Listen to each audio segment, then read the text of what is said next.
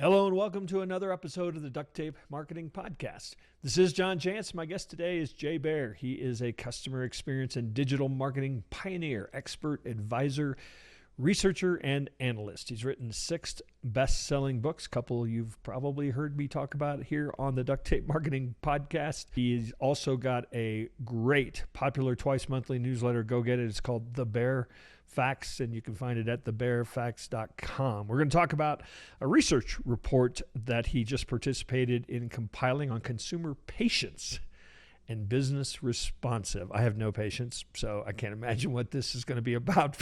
It's called Time to Win, 2022 Consumer Price Patience Study. So Jay, welcome back to the show. Thanks so much, John. Great to be here as always. So you've really, it used to just be enough to be an author, speaker, and consultant. You're like a pioneer, an expert, researcher, an analyst. I mean, I don't know. My mom's an English teacher, so I just said, give me a list of adjectives or simile, and I work with that. All right. So Time to Win research study, just what was the methodology? What were you trying to compile? Yeah, so I've been really interested in speed for a long time, as I know you have as well. In all of my books, there is at least one section about speed and how speed is a competitive differentiator in business. This is the deepest dive I've ever done. I said, I'm going to do a whole research study on speed, responsiveness, and consumer patience. The thesis here was the pandemic has changed our relationship with time. That when you take a bunch of things that used to be offline and you move them online, naturally online, you think things should happen faster, and 5 minutes of waiting online feels like an eternity. Offline, you can probably get around it. And so the thesis was that we think differently about time now because of the pandemic, and the research bore that out. I partnered with Stat Social, talked to 2,000 American customers, ages 18 to 65, normalized to the census. It's good research. It's plus or minus 2.5%. This isn't a 200-person, right. research. This is a real deal.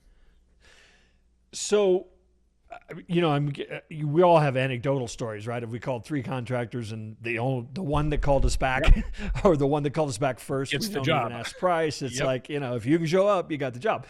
But essentially, true. I'm guessing the major hypothesis here is that the faster you can respond, the more you're going to get the work? Yes, and that is true. 53% of consumers have hired a company that responded first, even if they were not the least expensive. Right. So that anecdote rings mathematically true in this research. So clearly there is a business imperative to be first in a competitive scenario. But there's also a bunch of other economic consequences of being faster and slower than customers expect or anticipate. So we documented all of those in the research. So there's big attitudinal shifts amongst consumers. There's big likelihood of spending money or not spending money, and loyalty as well. So all the things that businesses care about: making sales, making repeat sales, average order size, consumer psychology, et cetera, et cetera, et cetera. Each and every one of those is impacted by a business being faster or slower than customers anticipate. So, I call businesses today and I find myself, oh gosh, they didn't answer the phone. God love them. But nobody can get help anymore. I'll give them a pass. I think you're suggesting that I'm an outlier. Mathematically, you are an outlier. And this is one of the most interesting statistics in this Time to Win research study, the timetowin.com, is that 83% of consumers expect businesses to be as fast or faster than they were before the pandemic. So this notion that, labor shortages, supply chain, force majeure, pestilence, fire, flood, tsunami, it's okay, we understand. They don't care anymore. Like, it's been a couple years, and I think consumers are like, you know what, like, you've had 2 years to sort it out, and we feel it for you, but I still want it right now. Sorry. So I spend a lot of time, really talking about this idea with lead generation. So, somebody goes out there and they click on something, or they click on that little chat bubble, and they want to get a hold of somebody very quickly. But you specifically are focusing as much on customer experience, maybe after somebody's a customer as well. I mean, how do you see the differences in those two elements? Yeah, we actually broke it down by customer journey scenario. So in the research, we say, okay, how much is speed and responsiveness important to you when you're finding out about a product? You're sort of in the research phase. How much is it important to you when you're getting an appointment? How much is it important when you're paying for something? How much is it important when you need help, have a question, et cetera? And so across, I think we looked at 6 or 7 different nodes in the customer journey. It's crazy. Speed is important in all of them, right? There is no scenario Yeah. under which speed is not important. And in fact, 2/3 or more of customers say that speed and responsiveness is important or very important in every single step of the customer journey. 2/3 of customers. Now, there are scenarios when it's even more important. So if you need help, like something is broken and you're like, I need you, business, company, person, contractor, to fix this leak in my plumbing, then it's even more, important. Then it's upwards of 83%. But it is actually really interesting, John. I thought that we would see a greater difference, that people would say, look, when I'm just in research, I'm just like kicking the tires, like what sweater do I want to buy? It's not that important for it to be fast. Nope. Super important then too. It's important all the way across the line. And I think part of that is just the world we live in now, and the fact that our expectations around speed and responsiveness have just changed a lot. I mean, 5 years ago, what was, fast then is slow today. Yeah, and I really get that about in the pre-sale environment, because I mean, we may not go to ourselves and say, I'm going to try out this company and see how fast, but we are trying them out, right? Yes, I mean, it's like, if that's the experience when I haven't bought anything, that's what I can expect it to be after I do, right? Or worse, maybe after I do. For a lot of small business owners, I mean, well, let me ask a setup question to this first. Is there a number? I know it depends, but like, is 15 minutes like the new threshold? You better respond within that amount of time? Yeah, it's a great question. It actually depends, as you might suspect, on channel, because consumers have a different expectation for response time based on what they're using to interact with you. So we actually asked about website chat versus phone versus text message versus social media, etc. And generally speaking, people expect a reply within 4 hours for everything except for email, contact us form, and an online review. Everything else is within 4 hours. So in some cases faster, but if you can say, hey, we'll get back to you within 4 hours across the board, unless it's sort of a contact us form. And even then, it was kind of surprising. We asked about this. The contact us form is usually like the redheaded stepchild of contact mechanisms, right? Like every business has one, but people figure, well, if they're using that, they can't be that important, right? Turns out 67% of customers expect businesses to reply to a contact us form within 24 hours. And that doesn't happen very often. Yeah. Yeah. I mean, I have clients that 50% of their leads come in through that vehicle still. And they probably, respond in 2 or 3 days. And it's like, what if you could shave that down to 6 hours? No, Jay, they're clients of mine. I mean, we have an automatic response that goes out immediately. It sends them to text. Clients of yours. You got to figure it out. Does there seem to be a correlation between the gravity of the purchase? So in other words, if I'm buying a $29 thing, maybe there's one need for speed as opposed to this is going to be a long-term significant, months over months investment. Great question. On the research and purchase side, no, actually.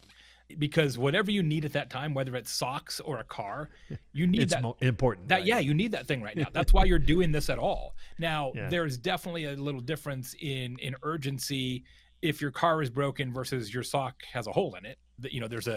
There's an implication difference there. But ultimately, if you're in the mode to go get a thing or you need help, you want that help now. Nobody ever says, you know what, I've been thinking, it'd be fine if you guys did that more slowly.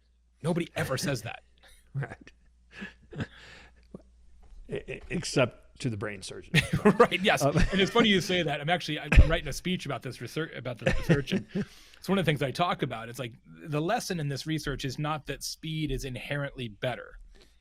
It mostly is, but there are circumstances when you can be too fast, right? Nobody wants the fastest tattoo artist in town, and we've all experienced, you go to like a Mexican food restaurant in particular, and you order enchiladas, and the enchiladas come back in like 90 seconds. You're like, how is there like an enchilada machine? Like there's no way this can be a good enchilada. So there's a point at which I always just assumed somebody else sent those back. Right. I didn't want these. Give them to John. Yeah. So you can be too fast, but I don't want to belabor that point, because for most businesses and most scenarios, we've all heard the old saw, good, fast, cheap, pick any two. What I will tell you, having done this research, is fast should be one of them. And then you decide whether you want to be fast and good or fast and cheap, but it should always be fast. All right. So I know that you did some ranking by demographics, Mm-hmm. and the most concerning finding was that baby boomers are the least patient generation. Isn't that fascinating? There's a few things in here that definitely differed from my pre-existing expectations when I started this process. And one of those is just that, John, that baby boomers are the least patient, and Gen Z, the youngest Americans, or the youngest adult Americans, I should say, are the most patient. I didn't see that coming. But then I thought about all the baby boomers I know, and I'm like, yeah, actually that does kind of add up. And I think it's sort of, for the younger folks, I think they haven't necessarily been disappointed enough, or maybe their time isn't as valuable because maybe they're not in their professional life yet, or they don't have kids, or maybe they're just so used to being disappointed by business that they are like, yeah, I didn't expect much anyway. But the baby boomers are the least patient. They expect a response time within 4 hours, more so than any other generation. We don't have as many weeks left. That's it. Maybe that's it. It's like, I don't got a lot of time. I got to get this. I got to get this yard mowed now. Exactly.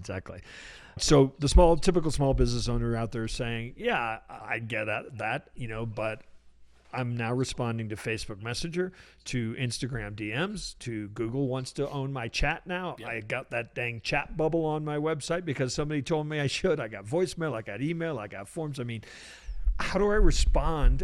I mean, who's got time for all of that? Yeah, I think you've got to make the time.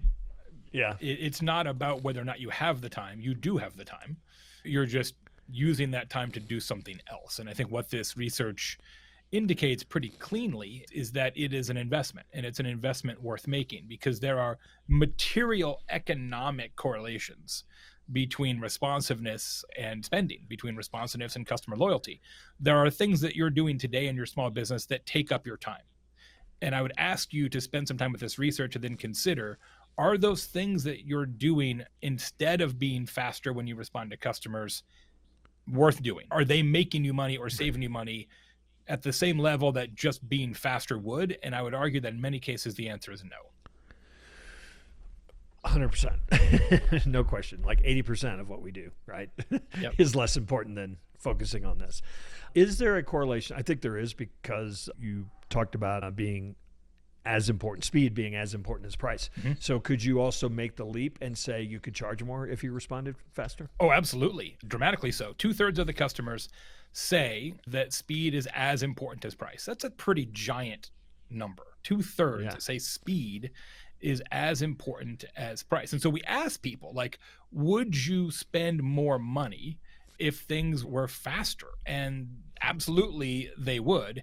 And it's pretty staggering. Now, this is not doable operationally for everybody, but we ask people, like, okay, what if you didn't have to wait, right? So what if you had this magic scenario where, everything was instantaneous and people would spend dramatically more on that? In some cases, as much as 100% more. They absolutely love this idea. It is, as I talked about in the research, it's the idea of like the Disney Fast Pass, right? That's one of the greatest inventions ever. Like, you already paid Disney, but what if you don't have to wait in line? How much more would you pay? The answer, a bunch. And so I actually think it's an interesting thought exercise for almost all businesses to say, well, could we offer a parallel service where we do the same thing we're already doing, but we just do it faster? You sort of jump the line, right? I mean, if you're an attorney, if you're an accountant, if you're certainly an auto mechanic, if there's a lot of businesses that could actually unfurl that kind of concierge class service. And this research shows that you would have very little price resistance. Yeah, it's interesting. I mean, you think back to the days of like printing and whatnot, it's like you want it in 2 days, it costs this price. You want it in a week, it costs this price.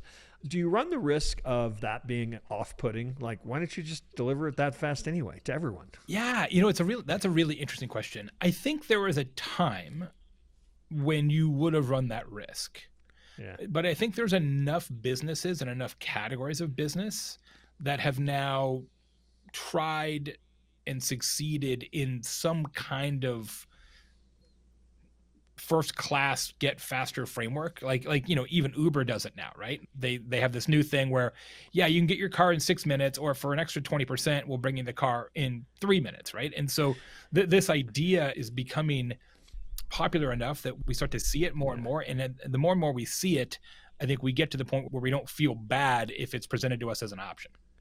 Yeah, unfortunately, the joke's on us on Uber because it's the same car. Oh, for sure. Yeah, it is an absolute, just pure naked profit play, but good on them. Smart. All right, so let's talk about another factor, trust. Does speed fall into the building trust category? Huge. It does up to a point, right? So if you can be as fast or faster than customers expect at whatever stage of the customer journey we're talking about, it builds trust. Because the implication is, wow, they really have their act together. They were able to call me back, email me back, get me a car, whatever the circumstances are, as good or better than I thought. That builds trust. However, going back to our previous example, when you are too fast, when you are instant enchiladas, when you are any tattoo in 20 minutes, when you are, hey, I do LASIK in 3 minutes on your eyes, it actually reduces trust. So there is, in literally every business, there is a point when you can get too fast. Like even in a professional services capacity, like if you're looking for an accountant, and like I'd like to have an appointment to come in and talk to you about your services. I'm like, great, what are you doing in the next hour? You're like, wait a second, this firm is not very busy. And yes, that's really fast, but how can they be that fast, right? You start to really question the whole enchilada, so to speak. So yeah, you want to be, I call this, John, the right now. The right now is when you are slightly faster than customers think you should be. And then it's like the magic, warm portage, right? You're like, oh, perfect. But when you're too slow, obviously it's a problem. And when you're too fast, also a problem. Yeah. So the lesson to the accountant is that even if you have nothing going on, tell them it'll be a week after next Tuesday. I mean, literally. Yes, that is the lesson. That is absolutely the lesson. But I will say you got to figure out what that is, right? So this is kind of what the speech is going to be about when I get it finished. This idea of the right now is you have to figure out what that is in your business and for your clients. There is no blank. I can't say, you know what you should do? If someone calls for an appointment, you should give them an appointment in 48 hours. I can't tell you that. What I can tell you is give you a recipe and a methodology for figuring out what the right now is in your business. So I was going to go to automating speed as really the next, and that really is this is a part of it, right? Because I think that sometimes if people think you're sitting there waiting for that message, and it's like, okay, now I'm going to reply, right. that nobody believes that's actually going on. That's and so if our automations don't factor the right now, that can be equally as damaging, right? We have to understand that there is a difference between response and resolution. Ideally, response and resolution are one, but we understand in the real world that's not always the case. And so a quick response and a slow or non-existent resolution is better than a slow response and a non-existent resolution.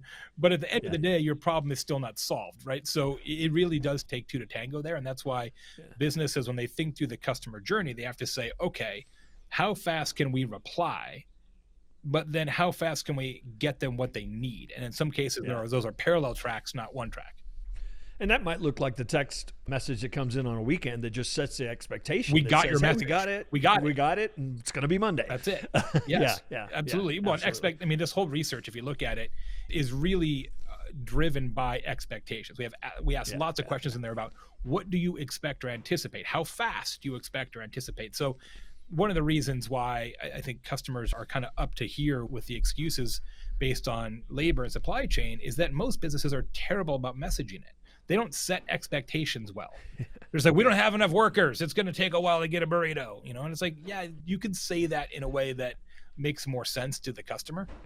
Yeah, there definitely are a lot of hastily written notes on walls of restaurants. It's always like on a napkin. Saying, please stop abusing our employees. Yeah, it's just not very well done. I mean, make it, shoot a video from the owner that heartfelt explains with some level of detail what's going on, and then have a QR code that goes to that video. Like, do it, message it better. There's a restaurant here in town who doesn't have turkey. They never have turkey now. It's like some sort of mythical turkey shortage. They'll give you chicken for free. You can't possibly get turkey. And every time I ask, where's the turkey? We don't know.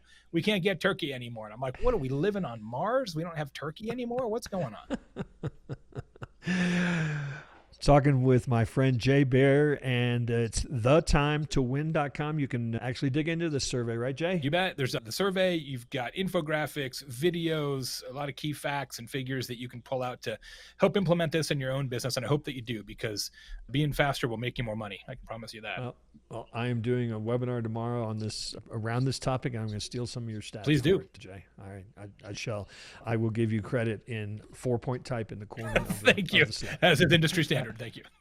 As is industry standard. Jay, it was awesome as always for you to stop by the Duct Tape Marketing Podcast, and hopefully I'll run into you. Are you going to be at Marketing Profs? I'm not going to be there this time. I was there last time, so I try and alternate to years. But I'll see you down the road somewhere.